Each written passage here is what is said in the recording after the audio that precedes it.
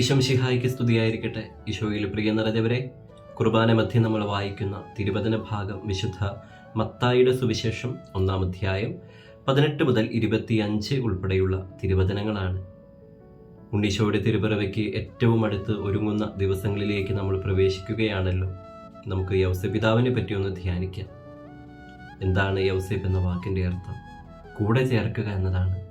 നമ്മുടെ വ്യക്തിപരമായ ജീവിതത്തോടും കുടുംബത്തോടും നമ്മൾ ചേർക്കേണ്ട ഒരു വ്യക്തിത്വമാണ് വിശുദ്ധ യൗസേപ്പിതാവ്. ഒരുപാട് പുണ്യങ്ങളിലൂടെ ജീവിച്ച വ്യക്തിയാണ് അദ്ദേഹം. വിശുദ്ധ ഗ്രന്ഥം നൽകുന്ന 1-2 സവിശേഷതകൾ നമുക്ക് ധ്യാനിക്കാം. 19-ാം വാക്യത്തിൽ യൗസേപ്പിതാവിനെ പറ്റി പറയുന്നത് അവൻ നീതിമാനായിരുന്നു എന്നതാണ്. അത് സർക്കാരിൻ്റെ നീതിയായിരുന്നില്ല, ആ കാലഘട്ടത്തിലെ കോടതിയുടെ നീതിയായിരുന്നില്ല, മറിച്ച് ദൈവത്തിൻ്റെ നീതിയാണ് അവൻ പ്രവർത്തിച്ചത്. അതുകൊണ്ടാണ് വിശുദ്ധ ഗ്രന്ഥം അവനെ നീതിമാനെന്ന് വിശേഷിപ്പിച്ചത്.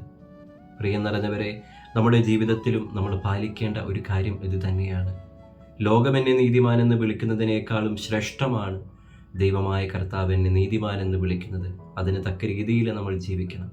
രണ്ടാമതായിട്ട്, പരിശുദ്ധ കന്യകാമറിയത്തെ അപമാനിതയാക്കാൻ വിശുദ്ധ യൗസേപ്പിതാവ് തുനിഞ്ഞില്ല എന്നതാണ്. എൻ്റെ വാക്കുകളും എൻ്റെ പ്രവൃത്തികളും മറ്റുള്ളവരെ അപകീർത്തിപ്പെടുത്തുന്നുണ്ടോ, അവർക്ക് അപമാനത്തിന് കാരണമാകുന്നുണ്ടോ എന്ന് ചിന്തിക്കുക. ഞാൻ പറയുമ്പോൾ, ഒരു കാര്യം പ്രവർത്തിക്കുമ്പോൾ അത് കൂടെയുള്ളവർക്ക് അവരെ അപകീർത്തിപ്പെടുത്തുന്ന, അവരെ അപമാനിതരാക്കുന്ന രീതിയിലേക്കുള്ളതാണോ എന്ന് ചിന്തിക്കുക. അതുകൊണ്ട് വാക്കുകളും പ്രവൃത്തികളൊക്കെ അല്പം കൂടിയൊക്കെ ഒന്ന് കരുണയോടുകൂടിയുള്ളതാകട്ടെ. മൂന്നാമതായിട്ട്, യൗസേപ്പിതാവിനെ പറ്റി വിശുദ്ധ ഗ്രന്ഥം നൽകുന്ന ഏറ്റവും സുപ്രധാനമായ ഒരു കാര്യം എന്ന് പറയുന്നത് അവൻ അനുസരിച്ചു എന്നതാണ്. ദൈവം എന്താണോ അവനോട് പറഞ്ഞത് അവനെല്ലാം അനുസരിച്ചു. പരിശുദ്ധ കന്യകാമറിയത്തെ സ്വീകരിക്കാൻ പറഞ്ഞു, സ്വീകരിച്ചു. നസ്രത്തിലേക്ക് പോകാൻ പറഞ്ഞു, പോയി.